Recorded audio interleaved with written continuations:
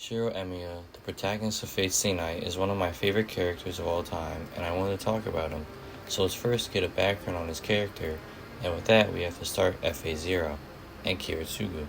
Kiritsugu had just rejected the Grail and won the Fourth Holy Grail War, but it didn't turn out how he expected. It caused the Fuyuki Fire, and amidst the rubble, Kiritsugu had found and saved Shirou and eventually adopts him, and this is where Shirou's character actually starts.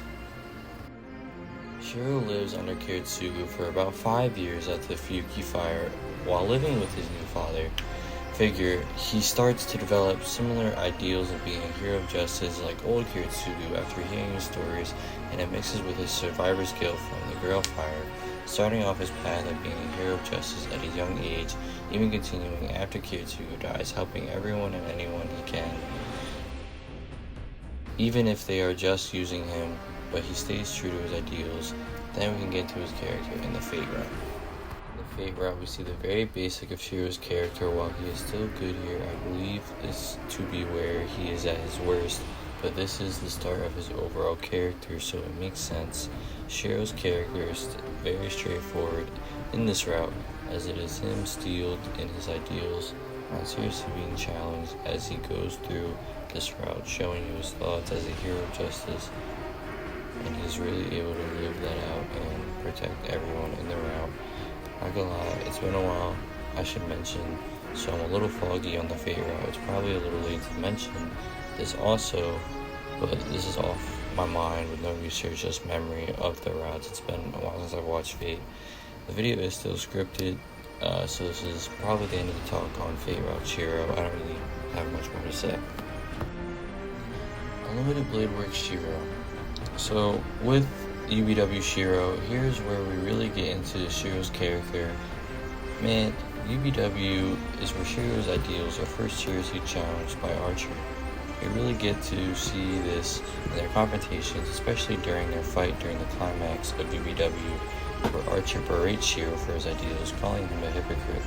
With Shirou's ideals being pressed by literally himself, who's been through what he's been, calling his ideals fake and borrowed, and won't lead him to where he wants to be, and basically calling them impossible to do, and will only really lead him to so much suffering that to where he himself, Archer, waits just for the moment that Counterforce would summon him to the Fifth Grail War, just to be able to kill Shirou and probably end it all. And then with all that happening, even being brutally beaten by Archer in the fight, going back and forth, he still stands to his ideals and holds still and continues on that path. With the end of UBW, we see Rin and Archer, where Archer's disappearing after his contract is over. He tells Rin that, just to take care of Shirou as he goes on this path still, as he's staying on it. This feels the route where everything does a 180, and the same goes for Shirou, as in this route he switches up from protecting everyone and anyone to doing everything and anything to protect the one that he loves, Sakura. And if this goes against his previous ideals, he starts to become okay with that towards the later half of Heaven's Feel, even going against them directly. In the trilogy, we see like how in the first couple of movies it starts building up how he's wavering in between those two, and he's forced to really make this choice between keep his ideals or like keep them in the way where he saves the girl he loves. And you see how it builds up in the first two routes of how he's so die hard and just seeing it break down in Heaven's Feel, and how it's brought down and switch into how he is at the end of it, and he starts to somewhat resemble Kiritsugu at the end, but instead of just the life of many over the life of the little, it's just the life of the ones he loves over everyone else. And it's just a flippant character for Shirou that it's quite amazing to see.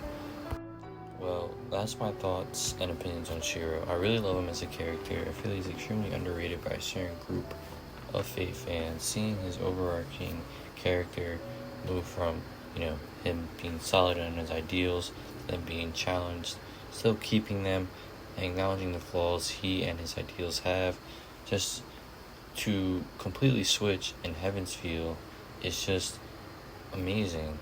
Like, he's just such a great character, really underappreciated. I love him. He's quite amazing. Yeah.